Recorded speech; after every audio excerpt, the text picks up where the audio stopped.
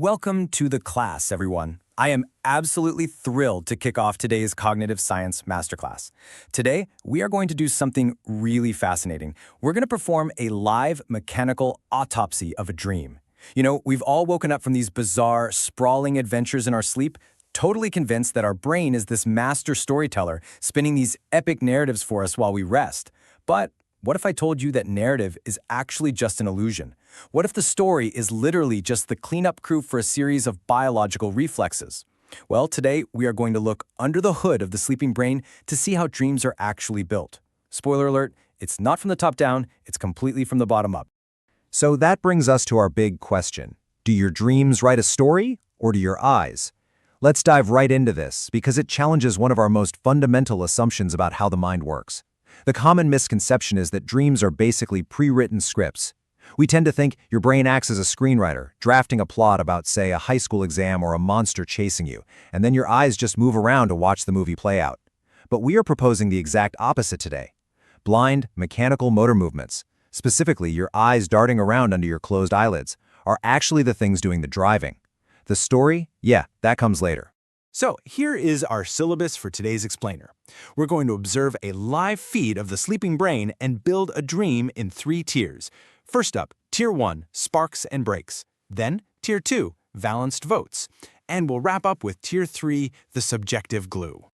All right, let's get right into Tier 1, sparks and breaks. We're descending deep into the lower brain here, right into the dark, mechanical triggers where this primary script maker process actually begins. I want you to visualize a live monitor of the pons. That's a really crucial part of your brainstem. If we were watching a live feed of your brain as you entered REM sleep, there's absolutely no story yet. It's just a completely dark screen. But then, suddenly, there are these rhythmic, internal neural bursts. Think of them as sudden pulses of light in the pitch dark. These bursts are the starting gun for your brain's visual processing. They are pure, raw mechanics, firing off in the void way before a single image or narrative concept has even been formed.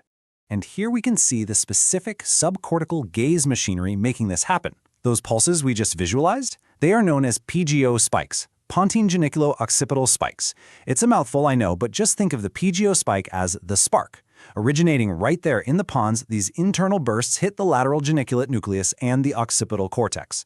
Basically, they're forcing your visual cortex to simulate an event, even though your eyes are firmly closed and there is absolutely zero light entering them. It's a phantom visual signal. And waiting for that spark is the PPRF, the paramedian pontine reticular formation. You can just think of the PPRF as the execution hub, or the engine. It's the brainstem's command center, packed with burst neurons, just sitting there, revving, totally ready to fire off horizontal eye movements. Okay, so how does this execution phase actually happen? We've got the spark, we've got the engine, but obviously we also need brakes, right? Enter your omnipause neurons. In waking life and during sleep, these guys act as your neural brakes. They hold your gaze steady within the dream's virtual landscape so your eyes aren't just uncontrollably flitting around all over the place. But the moment that PGO spike, that spark, arrives, it triggers a sudden pause in these omnipause neurons. The brake lifts, and that disinhibits the PPRF engine, giving those burst neurons the green light to physically launch your eye toward a simulated internal target. It is a completely blind mechanical sequence. The brake lifts, the eye jumps. Moving right along, let's hit Tier 2, valenced votes. We've moved slightly up the brain now, and we have to ask a pretty big question. As we investigate the raw material of the mind, what exactly are your eyes jumping toward in this internal void? Well, the answer is a highly chaotic, super noisy competition of temporary memories. Your brain is jam-packed with unresolved threats, emotional memories, and daily task affordances, which, by the way, are just potential actions you could take, like grabbing a cup or opening a door. All of these things are swirling around, desperately competing for your attention, looking for a stage. Now, your brain obviously can't look at all of them at once. It has to choose. So, how does it pick a winner? It uses emotional valence. The emotional weight of a memory or a threat acts as a critical vote in deciding exactly what wins your fovea's attention during all this chaotic neural competition. So the absolutely crucial point here is that valence biases the neural consensus. Your brain is basically acting as a parallel processor, evaluating all these potential actions based on whether they're rewarding or threatening. Unsettled emotional memories, like, say, a heated argument you had earlier, or some lingering survival threat, act as massive, high-priority votes. They heavily weight the competition. So when that brake lifts in the brainstem, this valence-weighted consensus forces your gaze to jump toward the most emotionally salient target. Your eyes physically move to scrutinize the memory that is quite literally screaming the loudest. Which brings us to our final piece of the puzzle, Tier 3, the subjective glue. Now we've arrived at the higher brain, and the higher brain is desperately trying to paste these random, emotionally charged eye movements together into a world that actually makes sense. To really understand this, we need to contrast two highly different systems. On one side, we have the PGO saccades. Remember, these are the motor engines, those blind triggers firing off from the brainstem, literally jerking your eyes around toward valenced memories. But let's be real, a jump in an empty void would be terrifying and completely disorienting. So enter the hippocampal anchor. The hippocampus acts as your spatial stage, your virtual landscape. It maintains spatial maps and replays coordinate systems. It gives you a stable spatio-temporally mapped ground, so that when your eyes jump, you don't feel like you're floating in outer space, but rather looking around a solid navigable room or a forest. Now you might be wondering, why does the brain even need this anchor? It all comes down to a fascinating evolutionary constraint called the foveal bottleneck. Think about it. Right now, as you watch this explainer, you really only see a tiny slice of the world, about 1 degree, in high resolution right at the center of your vision. Everything else is peripheral. Because we can only process the world one tiny look at a time, our brain is hardwired to assume spatial persistence.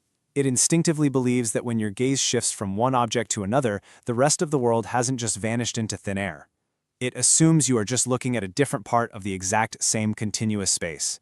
It intrinsically believes every single jump has a logical spatial reason. I love this analogy. Think of your brain like a scrambling movie director in an editing room. It perfectly captures what's happening. Step 1, the foveal camera forces a hard cut. Step 2, the blind motor engine jumps to a totally new, emotionally charged target. Now, the director is sitting there looking at two completely unrelated shots. Say a shot of a teacup, and then a hard cut to a roaring lion. No connection at all. So step 3, the brain retroactively scripts the reason to justify that sudden camera cut. It absolutely has to connect the dots because otherwise the simulation breaks down completely. Let's actually walk through this live autopsy millisecond by millisecond, just to put it all into perspective. At 0 milliseconds, the spark hits, the omnipause brake lifts. Boom. At 20 milliseconds, the valence consensus wins, and your eyes physically saccade or jump to a simulated image of a lion, a massive high-priority threat memory. Then, at 60 milliseconds, another spark, another jump, this time to an affordance, a door. Lion, door, two entirely discrete motor acts. But by 100 milliseconds, your cortex, suffering from that foveal bottleneck and desperate for spatial persistence, invents a post hoc rationalization. It creates the escape narrative. It says, I looked at a lion, then I looked at a door. I must be running away. The story is literally born after the fact. And that brings us to the absolute core thesis of today's class. The story doesn't drive the dream, the motor commitments drive the story. That wild narrative you wake up remembering, it's nothing more than the retroactive subjective glue applied by your cortex to bridge the gap between totally random, emotionally triggered motor targets. The eyes are driving the vehicle, your storytelling brain is just sitting over there in the passenger seat, trying to make sense of the route. So, we have to step back and ask ourselves about the evolutionary purpose of this incredibly bizarre system. Ultimately, it evolves to manage survival, to process emotional memory, and to test out our reactions to threats in a perfectly safe virtual landscape anchored by the hippocampus.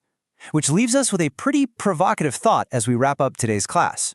Knowing that your dreams are basically just your brain's attempt to glue together the chaotic valence votes of your waking day, if survival depends on emotional memory, what unsettled affordances will your brain script tonight? Thank you so much for joining me for this explainer class. Keep questioning the world inside your head.